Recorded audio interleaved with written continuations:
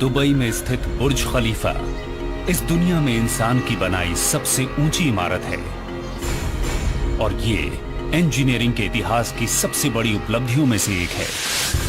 इसकी कल्पना भी बहुत महत्वाकांक्षी थी और इसे बनाने के लिए तो वाकई जांबाजी की जरूरत थी। क्रेन्स पहले से भी ऊंची बनानी पड़ी, शीशे और ऊंचाई पर लगाने पड़े और ये अब तक का सबसे बड़ा निर्माण था। पहला रिएक्शन था कि आपका दिमाग तो ठीक है। यहां इतिहास रचते हुए कंस्ट्रक्शन टीम ने इसे खुद फिल्माया। ये एक अविश्वसनीय गगनचुंबी इमारत और उन लोगों की दास्तां है जिन्होंने इसे बनाने के लिए अपनी प्रतिष्ठा और अपनी जिंदगी दांव पर लगा दी। इसके नीचे मौजूद जितने भी लोग हैं वो सब खतरे में हैं।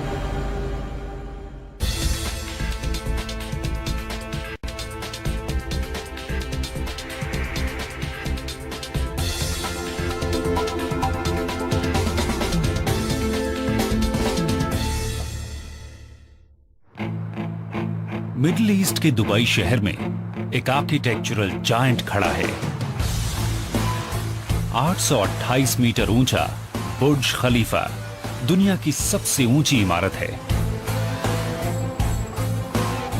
$1.5 अरब के इस टावर का उद्घाटन सन 2010 में हुआ और इस अवसर पर हुई आतिशबाजी को भी सबसे शानदार प्रदर्शनों में गिना जा सकता है। लेकिन जिस जमीन पर यह इमारत बनी है ये पहले बिल्कुल अलग दिखती थी।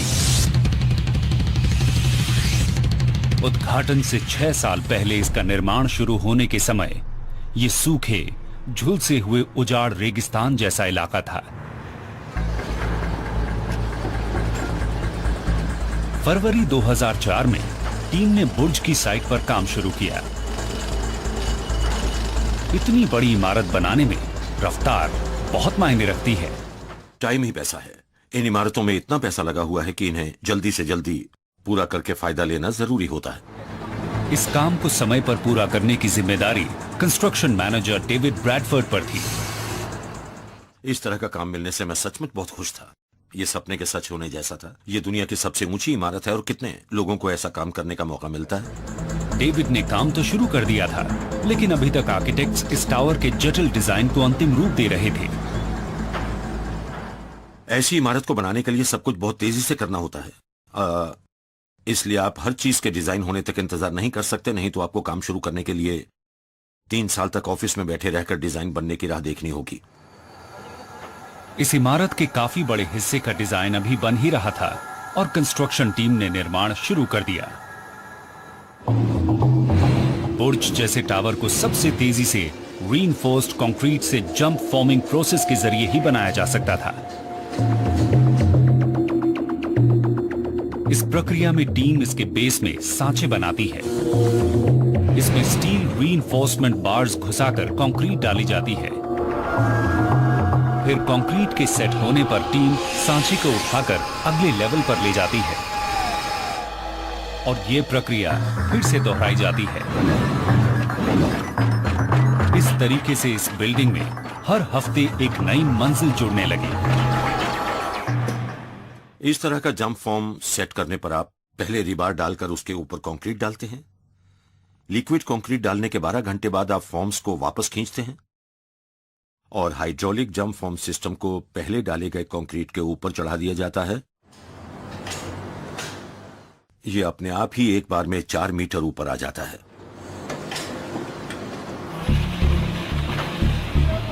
बुर्ज खलीफा के निर्माण की योजना दुबई के प्रॉपर्टी डेवलपर ईमार की है।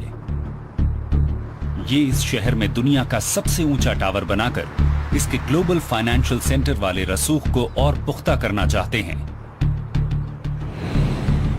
इसलिए ईमार ने अमेरिका की सबसे उम्दा आर्किटेक्चर फर्म्स में से एक स्किडमोर, इर्विंग एंड मेरिल को बुलाया है। SOM का दफ्तर स्काई स्क्रेपर्स के शहर शिकागो में है। इनके चीफ इंजीनियर बिल बेकर जानते हैं कि ज्यादा ऊंचा निर्माण किसी पुराने डिजाइन पर महज और मंजिलें जोड़ देने से मुमकिन नहीं होता। ज्यादा ऊंचाई की वजह से इंजीनियरिंग की अनोखी चुनौतियां सामने आती हैं। हम पहले सीएस टावर कहलाने वाले विलिस टावर की 90th मंजिल पर हैं। अगर हम बाहर शिकागो के स्काई लाइन पर नजर डालें तो ये स्काई स्क्रेपर टेक्नोलॉजी के सैम्पलर जैसा दिखाई देती है। यहाँ पे है एओन टावर, जिसे पहले कहते थे स्टैंडर्ड ऑयल बिल्डिंग, और ये सिंगल ट्यूब। हर बार पहले से ज्यादा ऊंची इमारत बनाने के लिए आर्किटेक्ट्स को नए स्ट्रक्चरल सिस्टम्स इजाद करने पड़ते हैं। वो जो आप देख रहे हैं वो सीएस टावर से पहले बना जॉन हैनकॉक टावर है, जिसको कि ब्रेस ट्यूब कहा जाता है। आप चारों तरफ डायगोनल ब्रेसिंग्स देख सकते हैं, जो कि कॉलम्स को एक साथ जोड़े रखते हैं ताकि ये एक ट्यूब की तरह काम करे। इमारतों से जुड़े अंतिम बड़े आविष्कारों में से एक उस टावर के साथ हुआ जिस पर बिल अभी खड़े हैं। 442 मीटर ऊंचा विलिस टावर 1996 तक दुनिया की सबसे ऊंची इमारत थी। इसके डिजाइन को कहते हैं बंडल्ड ट्यूब। इसे एक मजबूत संरचना का रूप देने के लिए 9 टावर्स को एक साथ जोड़ा गया था, लेकिन इसके डिजाइन की भी अपनी सीमाएं हैं। ये जो 9 ट्यूब्स हैं ये 442 मीटर की ऊंचाई तक निर्माण के लिए काफी हैं, लेकिन इससे ज्यादा ऊपर जाने के लिए क्या करना होगा? मान लीजिए कि आप 700 मीटर ऊंची इमारत बनाना चाहें तो आपको इसके निचले हिस्से को ज्यादा बड़ा बनाना होगा, लेकिन इसके लिए इमारत के ऊपरी और निचले हिस्से के बीच 3 गुणे की जगह 5 गुणे का फर्क आ जाता है। इसके लिए बहुत ज्यादा जगह की जरूरत पड़ेगी और उसे बेचना भी मुश्किल होता। इससे भी अहम बात यह है कि काफी जगहें इमारत के बहुत भीतर होती और लोग बाहर देखना चाहते हैं, खिड़की से बाहर के नजारे देखना चाहते हैं, लेकिन भीतरी हिस्सों में रहने वाले लोग बाहर के नजारे से बहुत दूर होते, जिससे कि ये इमारत इस्तेमाल के बिल्कुल लायक नहीं रह जाती। ब्राइट इंटरनल स्पेसेस वाली ज्यादा ऊंची इमारत बनाने के लिए बिल और इनकी टीम ने एक नया स्ट्रक्चरल सिस्टम बनाया। बुर्ज खलीफा के लिए हमने बटरेस्ड कोर वाला स्ट्रक्चरल सिस्टम इस्तेमाल किया। इसका जो कोर है वो इमारत के बीचों बीच मौजूद एक सेंटर हेक्सागन होता है और इसका इस्तेमाल इमारत को मोड़ने वाली ताकत यानी टॉर्क को रोकने के लिए किया जाता है, लेकिन ये इतना चौड़ा नहीं होता है कि ज्यादा ऊंचाई तक जा सके, इसलिए इसे बटरेस करने की जरूरत होती है। बटरेस असल में कोर से निकली हुई 3 विंग्स होती हैं, जिसमें कॉरिडोर्स तक जाने वाली दीवारें होती हैं। तो आप देख सकते हैं कि हर एक विंग से इस कोर को कैसे 3 तरफ से बटरेस किया गया है। मेरी जानकारी में पहले कहीं भी इस तरीके का इस्तेमाल नहीं हुआ है और ये एक दिलचस्प समस्या का अनोखा समाधान है। बटरेस्ड कोर कॉन्सेप्ट की वजह से इसके भीतरी हिस्सों में भरपूर नेचुरल लाइट रहती है। हमने एक उपाय ढूंढा जिससे हम इमारत को बहुत ऊंचा बनाने के साथ साथ उसे भीतर से रोशन और हवादार भी बना सकते हैं। आपको ऐसा लगेगा जैसे कि आप 160 मंजिल नहीं बल्कि 10 मंजिल की इमारत में हैं। एसओएम के डिजाइन में टावर का विशाल बेस स्टील और कंक्रीट के जबरदस्त वजन को संभालने में मदद करता था। फिर इमारत की ऊंचाई बढ़ने के साथ साथ ये बटरेसेस एक ऊपर उठते स्पाइरल में सिमटते जाते हैं। फिर रेगिस्तान की गर्मी और रोशनी को रिफ्लेक्ट करने के लिए इस टीम ने इस डिजाइन पर चमकदार मिरर्ड ग्लास की परत लगाई। अगर आप बुर्ज को किसी गाड़ी से कंपेयर करें तो आप इसे लैम्बोर्गिनी या फेरारी जैसा मान सकते हैं। इसमें परफॉर्मेंस ही सबसे अहम है और ये इमारत परफॉर्मेंस के सबसे ऊंचे स्तर पर है। इस क्वालिटी के लिए काफी कीमत चुकानी पड़ती है। इस बिल्डिंग की कॉस्ट को सीक्रेट रखा गया है। हमें इसके कुछ अनुमानों का पता चला है। हमारा अनुमान है कि इसे बनाने में तकरीबन $1.5 अरब खर्च हुए होंगे, लेकिन हमें कई जानकारियां उपलब्ध नहीं थीं और हो सकता है कि इसमें इससे भी ज्यादा पैसे लगे हों। अरबों डॉलर के इस डिजाइन को हकीकत में बदलना वाकई एक बहुत बड़ा काम होगा। निर्माण की सबसे बुनियादी चीजें भी बहुत मजबूत होनी चाहिए। कंक्रीट की मजबूती यहां बहुत अहम थी। हमने यहां ऐसा कंक्रीट बनाया जैसा कभी किसी ने नहीं बनाया था। टीम ने 25 अलग अलग चीजों को मिलाकर ऐसा कंक्रीट बनाया जो इमारत के ऊपरी हिस्से तक पंप होने तक लिक्विड रहे और उसके बाद बहुत तेजी से जम जाए। लेकिन 45 डिग्री सेल्सियस से भी ज्यादा गर्मी वाले शहर दुबई में इस खास मिक्स को जमाना भी एक बहुत बड़ी चुनौती है। अगर कंक्रीट बहुत ज्यादा गर्म हो तो ये तुरंत जम जाएगा और आप इसे सही जगह पर लगा भी नहीं पाएंगे। इसे रात के समय डालना पड़ता था जब तापमान कम रहता है, जल्दी ना जमे, इसलिए कंक्रीट मिक्स में बर्फ और ठंडा पानी भी डालना पड़ता था। मिक्स को इमारत के ऊपर तक पहुंचाने के लिए कंस्ट्रक्शन टीम ने दुनिया के 3 सबसे ताकतवर कंक्रीट पंप्स का इस्तेमाल किया। 32 महीने में इन पंप्स ने 1,65,000 घन मीटर कंक्रीट पंप किया। इतने कंक्रीट से 880 किलोमीटर लंबा साइड वॉक बनाया जा सकता है। फिर इस टीम को कंक्रीट टावर के ऊपर स्ट्रक्चरल स्टील लगाना था।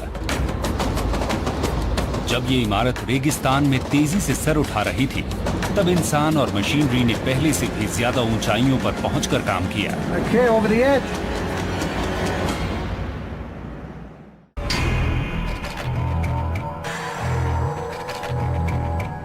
दुनिया के 100 सबसे ऊंचे स्काईस्क्रेपर्स में से 17 दुबई शहर में ही हैं। लेकिन अब इनके सामने एक और गगनचुंबी इमारत खड़ी होने वाली है। निर्माण का काम तेज हो गया और अब बुर्ज खलीफा में हर 3 दिन में एक मंजिल जुड़ने लगी। हमारा आइडिया ये है कि बिल्डिंग का काम खत्म करके इसे सौंपे जाने तक कभी भी कंस्ट्रक्शन को रोका ना जाए। इसके बाद ही हम चैन की सांस ले सकते हैं। एक ओर ये प्रक्रिया जारी थी, लेकिन दूसरी ओर एक बुनियादी दिक्कत को सुलझाना जरूरी था। आर्किटेक्ट्स ने अब तक इमारत की कुल ऊंचाई तय नहीं की थी। आमतौर पर छोटे मोटे बदलाव होते हैं, लेकिन इसमें बड़े बदलाव हुए। हमने इमारत की ऊंचाई तय करने से पहले ही इसके फाउंडेशन तैयार कर लिए थे। अब ये जल्दी से जल्दी तय करना जरूरी था। इन्हें ताइवान के 508 मीटर ऊंचे ताइपे 101 को पछाड़ना था। एसओएम का शुरुआती डिजाइन इससे महज 10 मीटर ऊंचा था। इसकी एक वजह यह थी कि हम अपनी क्षमता से ज्यादा बड़ी चीज बनाने का वादा नहीं करना चाहते थे। लेकिन जल्दी ही आर्किटेक्ट्स ने हिसाब लगाया कि ये इमारत इतनी मजबूत है कि इसे और 300 मीटर ऊंचा बनाया जा सकता है। हम इस इमारत को लगातार ऊंचा बनाते रहे और कुछ समय के लिए तो ये करीब 725 मीटर तक ऊंची हो गई थी। फिर कुछ दिनों के बाद ये 800 मीटर की हो गई और आखिरकार इसकी ऊंचाई 828 मीटर तक हो गई। पूरा होने पर बुर्ज जमीन से 828 मीटर ऊंचा होगा। लेकिन सवाल ये है कि क्या इसकी बुनियाद इतनी मजबूत है कि ये इसे संभाल सके?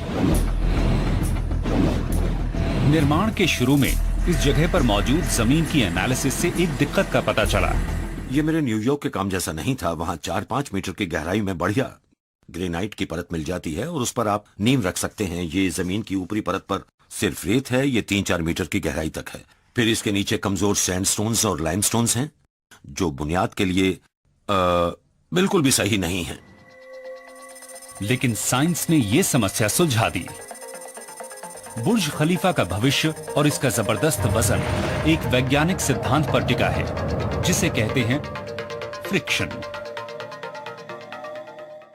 असल में पाइल के 2 तरीके हैं। एक है एंड बेयरिंग पाइल्स जो मैंने न्यूयॉर्क में समझाया था। इसमें पाइल को सीधे सख्त चट्टान पर रखते हैं, वो उसका वजन झेल सकती है। लेकिन यहां हमने स्किन फ्रिक्शन पाइल्स का इस्तेमाल किया जिसमें टावर के वजन को पाइल का फ्रिक्शन यानी इसके दोनों बगलों के हिस्से झेल लेते हैं। बुर्ज की बुनियाद जमीन और हर पाइल की साइड्स के बीच बनी बेहद मजबूत ग्रिप पर टिकी है। टावर के नीचे टीम ने 50 मीटर की गहराई तक 192 पाइल्स को डाला है ताकि ये कंक्रीट की 3.7 मीटर की राफ्ट को सहारा दे सके। इस बुनियाद को 5 लाख टन से भी ज्यादा वजनी इमारत को संभालना है। ये आंकड़े इतने विशाल हैं कि इस टीम को डिजाइन में थोड़ी बहुत सेटलिंग की गुंजाइश छोड़नी पड़ी। बिल्डिंग के सभी लाइव और डेड लोड्स का आंकलन करने के बाद हमें उम्मीद है कि इसकी बुनियाद लगभग 75 मिलीमीटर के आसपास सेटल होगी। लेकिन इसकी बुनियाद अपनी जगह पर टिकी रहनी चाहिए। बुनियाद का काम शुरू होने के 3 साल बाद इमारत का निर्माण 512 मीटर की ऊंचाई यानी 141वीं मंजिल तक पहुंच गया।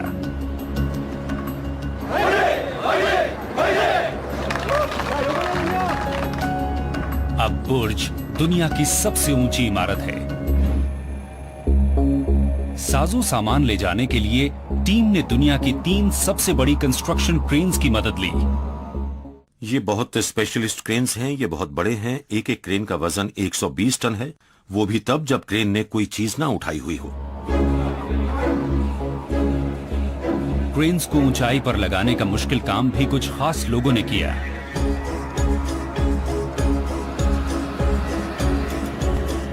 ये शरीफ और इनकी क्रेन रिगर्स की टीम है।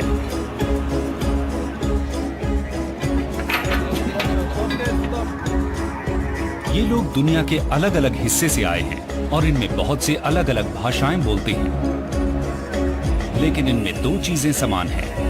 ये बिल्कुल नहीं घबराते और बहुत ऊंचाई पर भी सुकून से काम करते हैं।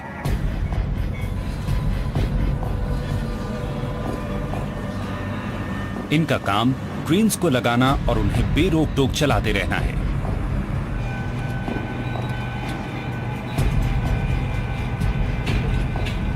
इसमें कहीं कोई चूक नहीं होनी चाहिए। इनकी नजर हमेशा जमीन और इमारत के किनारे पर रहती थी। हैरानी की बात है कि ये लोग फिर भी आराम से काम कर रहे थे।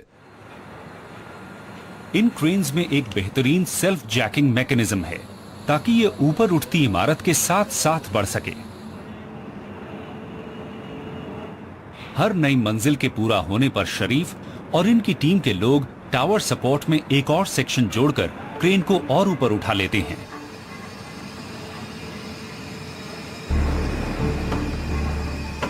दुनिया के सबसे ऊंचे कंस्ट्रक्शन क्रेन को ऑपरेट करने के लिए बहुत सधे हुए हाथों की जरूरत होती है। इस काम को करने वाले चुनिंदा लोगों में से एक पाकिस्तान के मोहम्मद शेर खान भी हैं। मैं रोज 12 घंटे ड्यूटी करता हूँ, सुबह 7 बजे से शाम के 7 बजे तक। यहाँ लोग ये कहने लगे थे कि क्रेन ऑपरेटर केबिन में ही रहता है, लेकिन मेरे ख्याल से केबिन बहुत छोटे हैं और आरामदेह नहीं है। हवा में 700 मीटर की ऊंचाई पर मोहम्मद का क्रेन कैब एम्पायर स्टेट बिल्डिंग से भी लगभग 2 गुनी ऊंचाई पर है। मुझे ऊंचाई पसंद है, काम करने के लिए ये अच्छी जगह है। इससे भी ऊपर जाना पड़े तो कोई दिक्कत नहीं, चाहे ऊंचाई कितनी भी क्यों ना हो, इंशाल्लाह कर लूंगा। बुर्ज की ऊंचाई ऐसे आसमान को छू रही है जिसे आज तक किसी इमारत ने नहीं छुआ है। लेकिन एक जबरदस्त ताकत यहाँ एक बड़ा खतरा बनती जा रही है। सबसे पहली और बुनियादी बात यह है कि आपको लॉज ऑफ नेचर यानी कि ग्रेविटी, हवा और सूरज का ख्याल रखना होता है। और बहुत ऊंची इमारत में इनमें से सबसे खतरनाक और अनिश्चित किस्म की ताकत है हवा। इतनी ऊंचाई पर सबसे अहम लोड असल में विंड लोड है। यह इमारत और क्लैडिंग वगैरह का डेड लोड नहीं है, ना ही इमारत में मौजूद लोगों का वजन यानी लाइव लोड है जो बहुत ही कम होता है, बल्कि ये असल में विंड लोड है। हवा के झोंके एक तरफ से टावर से टकराते हैं और ये टावर को झुकाने और गिराने की कोशिश करते हैं। ये समस्या सबसे अच्छी तरह से बॉस्टन के जॉन हैनकॉक टावर में नजर आती है। स्टील और ग्लास से बना मास्टरपीस हैनकॉक 240 मीटर ऊंचा है और इसे 1970 के दशक में बनाया गया था। लेकिन जल्दी ही इसमें कुछ गंभीर समस्याएं नजर आने लगी। हल्की सी हवा में भी इस इमारत के झूलने से इसके भीतर बैठे लोगों को मोशन सिकनेस होने लगती थी। इसमें लगे 5000 से ज्यादा ग्लास पैनल्स गिरकर नीचे सड़कों पर बिखर गए। एक बड़े रीडिजाइन की वजह से ही इस टावर को गिराए जाने से बचाया जा सका।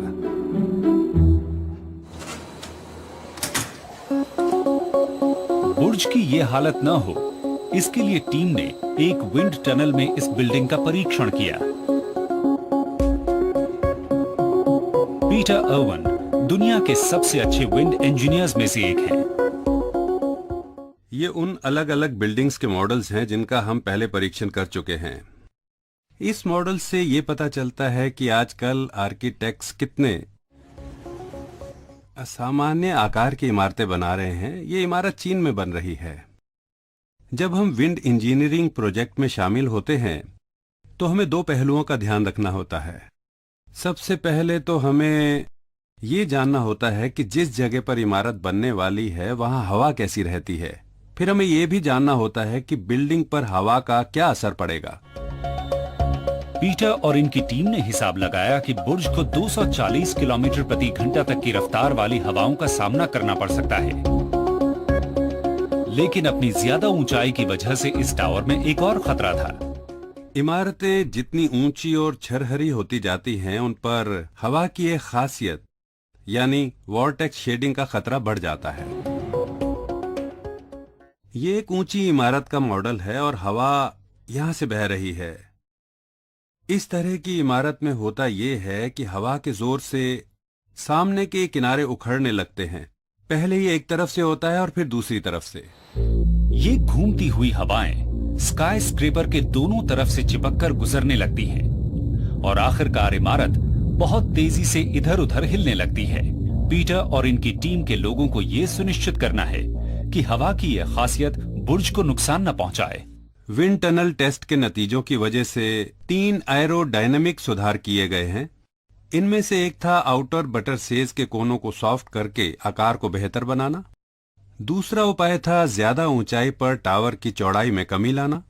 तीसरा सुधार ये था कि इस इलाके में हवा की मौजूदा दिशाओं के हिसाब से पूरे टावर की दिशा में फेरबदल किया गया। इससे आखिरकार एक बहुत स्थिर इमारत तैयार हुई और इसका आकार इसे वॉर्टेक्स शेडिंग से बचाता है। आप कह सकते हैं कि यह आकार हवा को कंफ्यूज कर देता है और ये इस तरह के तेज क्रॉसविंड फोर्सेज नहीं बना पाती जो दूसरी इमारतों को प्रभावित करती हैं। बुर्ज में दुबई की सबसे तेज हवाओं से निपटने के उपाय हैं।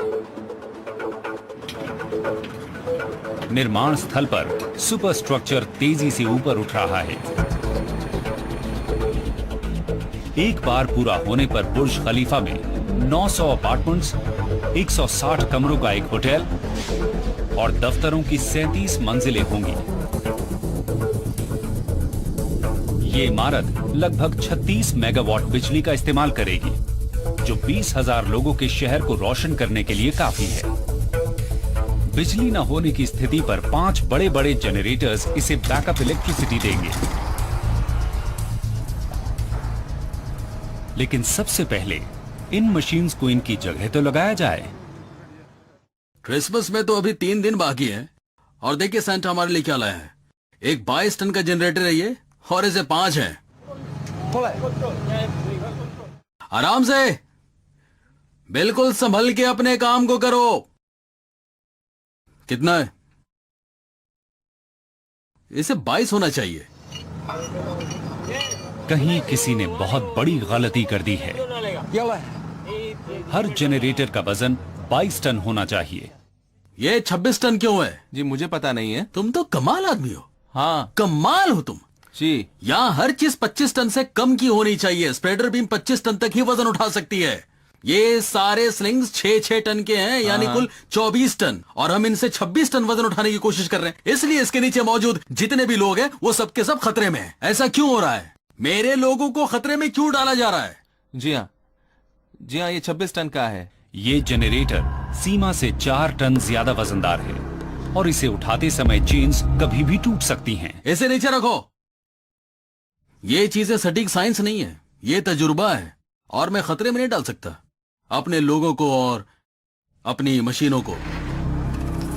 इतने बड़े पैमाने पर निर्माण में सुरक्षा सबसे अहम चीज है। इस टीम को इन जनरेटर्स को इमारत के भीतर ले जाने से पहले लिफ्टिंग गियर को और मजबूत करना होगा।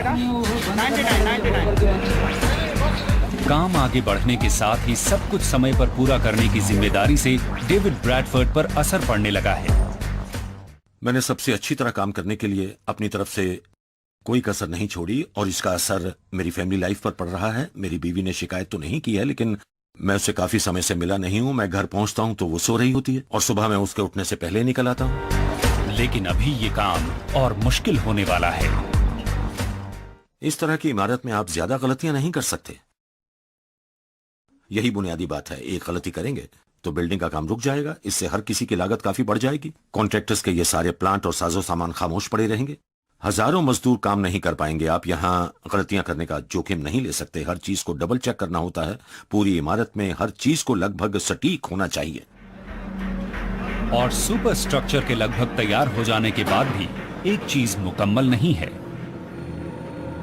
इमारत के ज्यादातर हिस्से पर अब तक ग्लास पैनल्स लग जाने चाहिए थे, लेकिन ये अब तक नजर नहीं आ रहे हैं।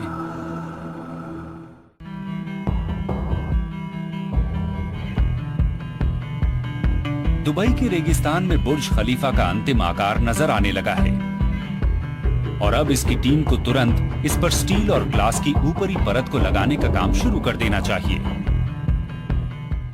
निर्माण का काम ऊपर पहुंचाने के साथ ही इमारत को ढकने के लिए क्लैडिंग की जरूरत होती है। इसके भीतर काम करने के लायक माहौल बन जाता है। आप भीतर ही फिटिंग और मैकेनिकल वर्क भी करते हैं। इमारत को रहने लायक बनाने के लिए इनक्लोजर की भी जरूरत होती है। इस इमारत को हवा, बारिश और रेत से बचाना बहुत बड़ा काम है। इसके बाहरी हिस्से पर 24,348 पैनल्स को असेंबल और इंस्टॉल किया जाना था, लेकिन पैनल सप्लाई करने की जिम्मेदारी जिस कंपनी को दी गई थी वो दिवालिया हो गई है। अब इस इमारत के काम में देरी होने और इसकी लागत बढ़ने का खतरा मंडराने लगा है। एक दिन भी काम रुके और सही समय पर फैसला न लिया जाए तो किसी को ढेर सारे पैसों का नुकसान होता है। लोकल कॉन्ट्रैक्टर अरेबियन एल्यूमिनियम ने एक नए पैनल सप्लायर को पेश किया। इन्होंने ऑपरेशन को शुरू करने के लिए समस्याओं को सुलझाने वाले एक शख्स को ढूंढ निकाला। मैं तुरंत इंटरव्यू देने के लिए प्लेन से दुबई पहुंचा और मुझे जॉब साइट्स पर ले जाया गया। मेरे वहां पहुंचने पर उन्होंने कहा कि आपको ये काम करना है। मैं बहुत हैरान था। उन्होंने कहा कि अभी तो ये आधा भी नहीं बना। मैं इस बात से काफी हैरान था और मैंने पूछा कि विंडोज कहाँ है। उन्होंने कहा कि यही तो दिक्कत है, इसके लिए कोई डिजाइन, कोई सिस्टम नहीं है। मैंने कहा कि ये मेरे लिए एक प्रॉब्लम है और मैं इसे ठीक कर सकता हूँ। इमारत की बाहरी परत के निर्माण का काम अब समय से 18 महीने पीछे चल रहा था। इसे फिर से दुरुस्त करने के लिए जॉन जिराफा ने सिर्फ बुर्ज खलीफा के लिए ही एक बिल्कुल नई फैक्ट्री लगवा दी। मुझे लगा कि ये मुश्किल तो होगा, लेकिन ये एक चुनौती है। हम इस बात से बहुत ही हैरान थे क्योंकि उन्होंने नए कॉन्ट्रैक्ट से शुरू करके महज 4 महीने में ही कंपोनेंट्स को डिजाइन करने और उनका प्रोडक्शन करके टेस्टिंग के लिए तैयार करने का काम पूरा कर लिया था। ये बुर्ज खलीफा में इस्तेमाल हुआ एक आम पैनल है। ये असल में विजन ग्लास है। ये इसका बड़ा सा हिस्सा है। ये छोटा सा स्टेनलेस स्टील स्पैंड्रेल है, वर्टिकल बुल नोज। ये मिरर फिनिश वाला स्टेनलेस स्टील फिन है। अभी इसके ऊपर प्रोटेक्शन लगा हुआ है जिसे बाद में हटा लिया जाएगा। इन पैनल्स को एक पूरी यूनिट के रूप में उठाकर लगा दिया जाता है, इसलिए इन्हें कर्टेन वॉल कहते हैं। ये ऊपर लगी स्लैब से लटकते रहते हैं। इमारतों को शीशे से ढकना खूबसूरत लग सकता है, लेकिन दुबई में इससे खास तरह की चुनौतियां पैदा होती हैं, जैसा कि जॉन दिखा रहे हैं। हमारे पास यहाँ पर आम शीशे का एक टुकड़ा है। यहाँ सेंसर्स बॉक्स की भीतर की गर्मी नाप रहे हैं ताकि हम समझ सकें कि शीशे से कितनी गर्मी इस बॉक्स में पहुंच रही है।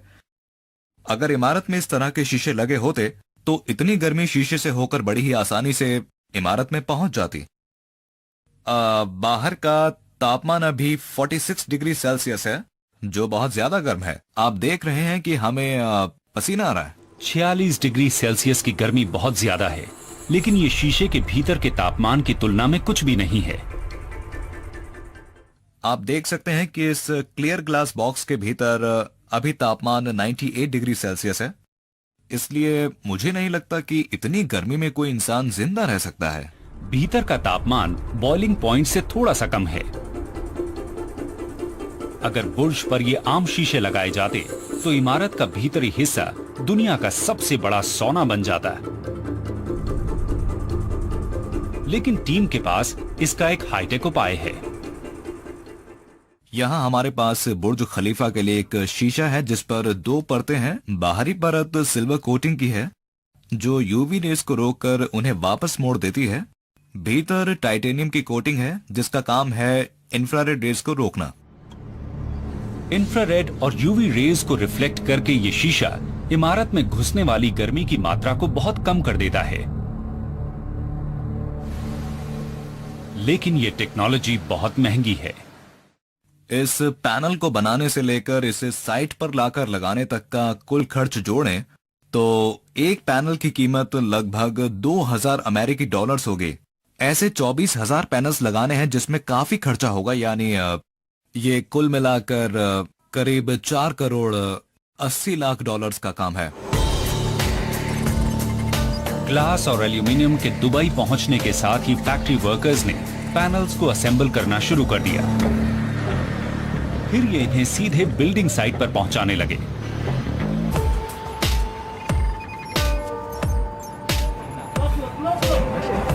इन पैनल्स की लंबाई 6.4 मीटर तक है और वजन 750 किलोग्राम तक। एक एक पैनल को अलग अलग उठाकर हाथों से लगाया जाना है।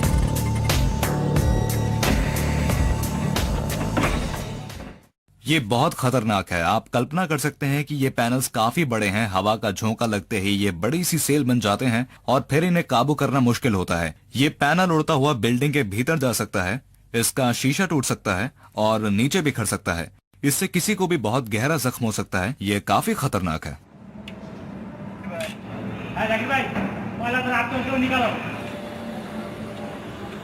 यहां वर्कर्स बिल्डिंग को सील कर रहे हैं और कंस्ट्रक्शन मैनेजर डेविड ब्रैडफोर्ड इसकी प्रगति पर बारीकी से निगाह रखे हुए हैं।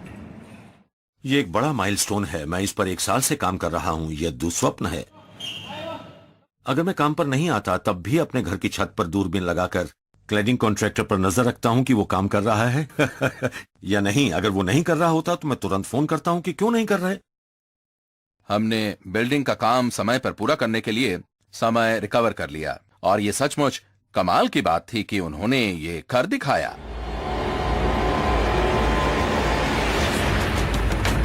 कर्टन वॉल आखिरकार तैयार हो गई है।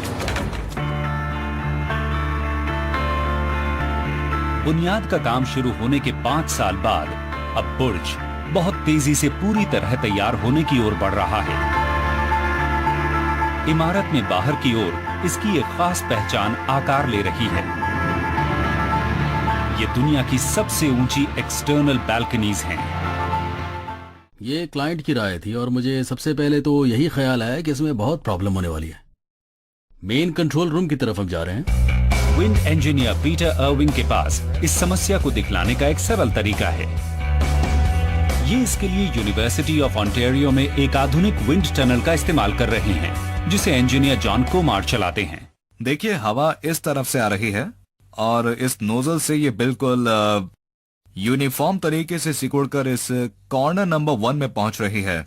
बिल्कुल, हम ये देखना चाहते हैं कि इंसान पर हवा का क्या असर पड़ता है। शायद उन्हें बांध कर ही हम सुरक्षित रख पाएंगे। हम उन्हें बांध कर रखेंगे और जमीन पर भी फंसाए रखेंगे ताकि वो उड़ ना जाए। दुबई में बुर्ज खलीफा को 240 किलोमीटर प्रति घंटा तक की तेज हवाओं का सामना करना पड़ सकता है और इस प्रदर्शन से पता चलेगा कि अगर कोई आम इंसान खुली बालकनी में खड़ा हो तो उस पर इस तेज हवा का क्या असर पड़ेगा। अब हम हवा चालू कर रहे हैं साइमन। ये 70 मील प्रति घंटे तक की होगी, इसलिए तैयार हो जाओ।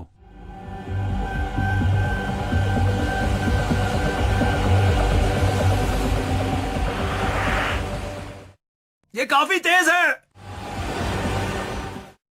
हम इसे धीरे धीरे 70 से 80 तक ले जाएंगे और अगर दिक्कत हो तो बहुत तेज है।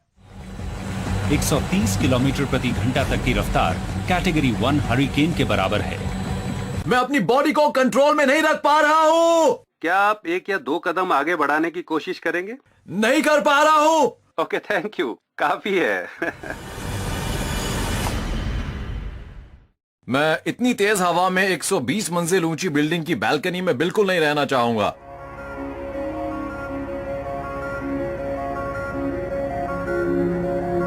लोगों को बुर्ज खलीफा से उड़ने से बचाने के लिए आर्किटेक्ट्स ने बालकनी का इस्तेमाल करने वालों को हवा से बचाए रखने के उपाय विकसित किए। हमने ये ग्लेज्ड बैलस्ट्रेड्स बनाए जो हवा को सीधे बालकनी टेरेस के पास नहीं जाने देते। हमने ये आर्किटेक्चरल डिवाइडर्स भी बनाए जो हवा को बैलस्ट्रेड्स के ऊपर नहीं आने देते और टेरेस की सतह पर तेजी से गुजरने नहीं देते। हमने ये ट्रेलिसेस भी बनाए जो डाउन ड्राफ्ट के दबाव को हर टेरेस के ऊपर पड़ने से बहुत अच्छे तरीके से रोकते हैं। लेकिन भीतर सबसे कमाल के उपाय हैं।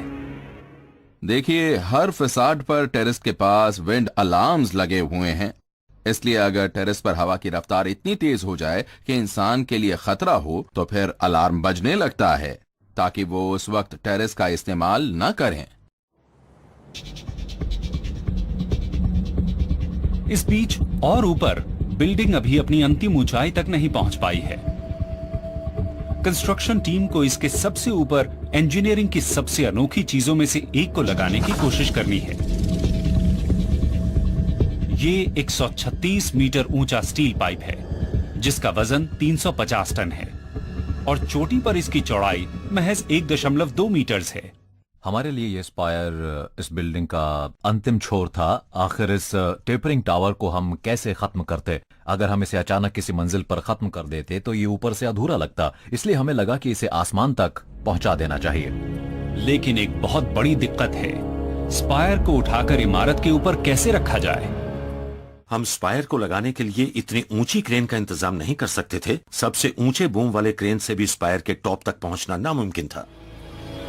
दुनिया में कोई भी क्रेन ये काम नहीं कर सकती और कोई भी हेलीकॉप्टर 350 टन स्टील नहीं उठा सकता।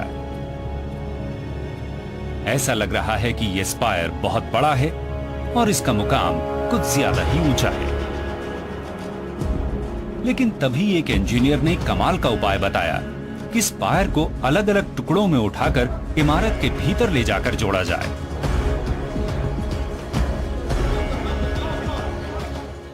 इस स्पायर को बेसिकली इमारत के शाफ्ट के भीतर बनाया गया था और फिर स्ट्रैंड जैक्स का इस्तेमाल करके इसे इमारत की चोटी से ऊपर निकाल दिया गया।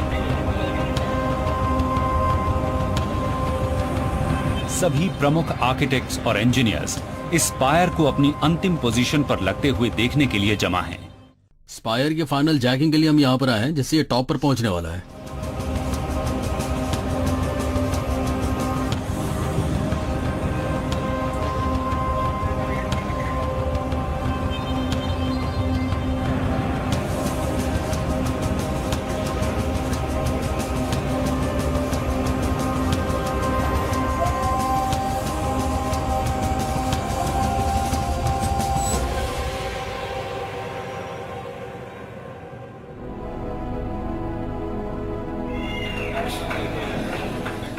इसे पूरा होते हुए देखना वाकई बहुत ही खास पल है।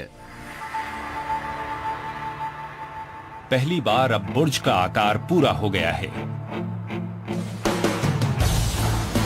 अब ये टीम इस पर फिनिशिंग टच का काम शुरू कर सकती है। ये इमारत दुनिया में सिर्फ सबसे ऊंची ही नहीं है, इसे सबसे अच्छा भी बनना है।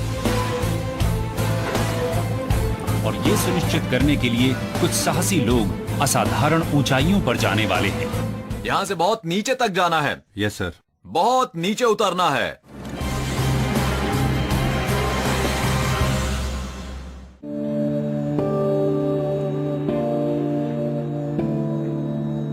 इस कमाल के टीम वर्क के बाद आखिरकार वर्कर्स बुर्ज खलीफा पर अंतिम कर्टन वॉल पैनल्स लगा रहे हैं। इस काम में प्लानिंग बहुत ही अहम है। हमने पूरे काम को एक एक मिलीमीटर और एक एक सेकंड तक प्लान किया था।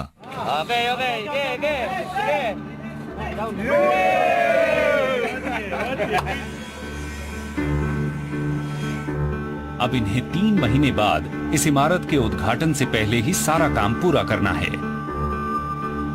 6 साल के निर्माण के बाद ये पूरी इमारत गंदगी और धूल से भरी है,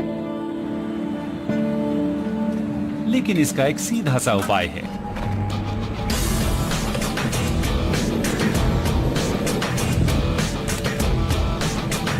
विंडो क्लीनर्स की टीम अपने हाथों और रस्सियों की मदद से पूरे फसाड को पॉलिश करेगी। सभी 24,348 पैनल्स की।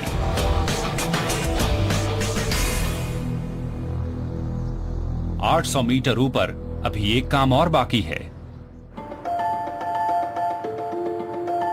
अंधेरा होने पर यह पूरी इमारत हजारों डेकोरेटिव लाइट से जगमगाएगी।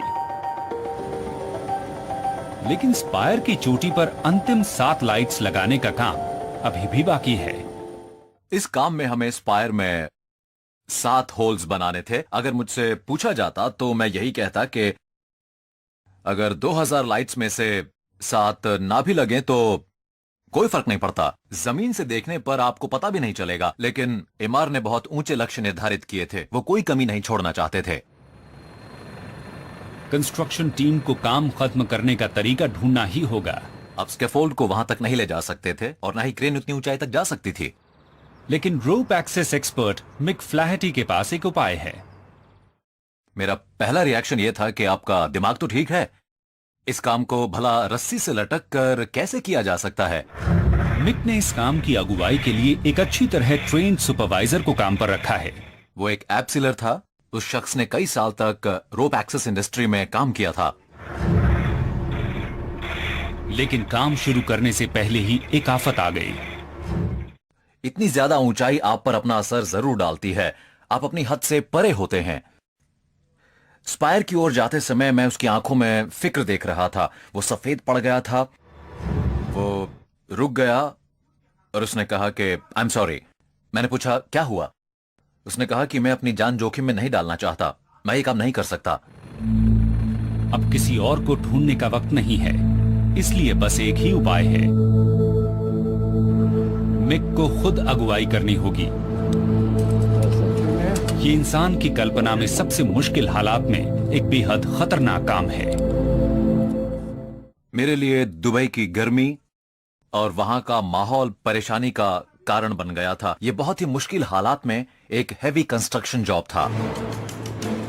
वहां किसी टीवी क्रू का जाना बहुत मुश्किल और खतरनाक था, लेकिन मिक ने इसे खुद फिल्माया। पहले स्पायर के भीतर इस टीम ने 55 मिलीमीटर मोटी स्टील में 7 सुराख बनाए।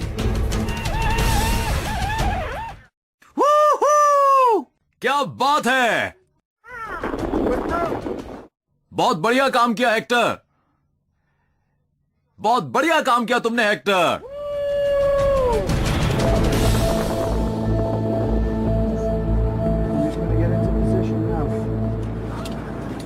अब मिक को बाहर से लाइट्स को सील करना है। हम स्पायर के ऊपर पहुंचे और मैंने पूरे साजो सामान के साथ रस्सी लगाई। मैंने पक्का किया कि उसके छोर पर गांठ बंधी रहे। यह बहुत मुश्किल काम है, ओके? बहुत मुश्किल काम है। आप सब तैयार हैं? Yes sir, all okay, all right. Okay, मैं शुरू करता हूं। यहां से बहुत नीचे उतरना है, बहुत नीचे जाना है।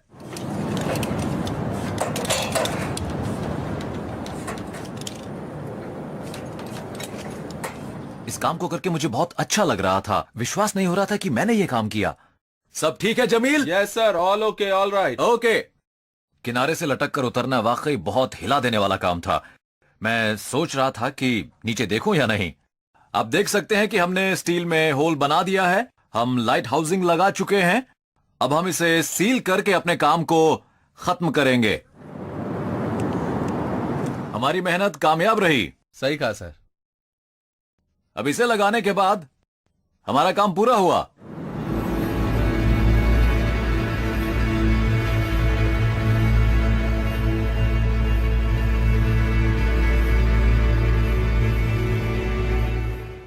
ये लोग वाकई स्टील के बने हैं। मैंने सही कहा ना? हाँ। मैं आप लोगों के काम की दिल से तारीफ कर रहा हूं।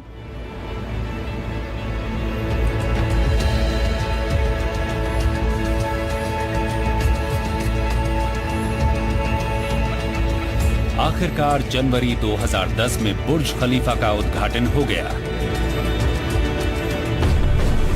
828 मीटर ऊंचा ये टावर अपने नजदीकी प्रतिद्वंदी से 300 मीटर से भी ऊंचा है।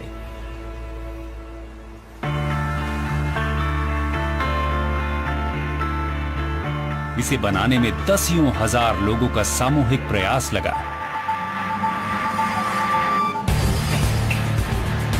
इसमें सबसे मेहनती वर्कर्स और सबसे सख्त बॉसेस से लेकर आर्किटेक्चरल दुनिया के कुछ बेहतरीन दिमाग भी लगे थे। ये काम मिला तो बहुत अच्छा लगा था और इसे पूरा करके और भी अच्छा लगा। आप यहां नतीजा देख सकते हैं। ये वाकई बड़े कमाल की इमारत है। Okay, done.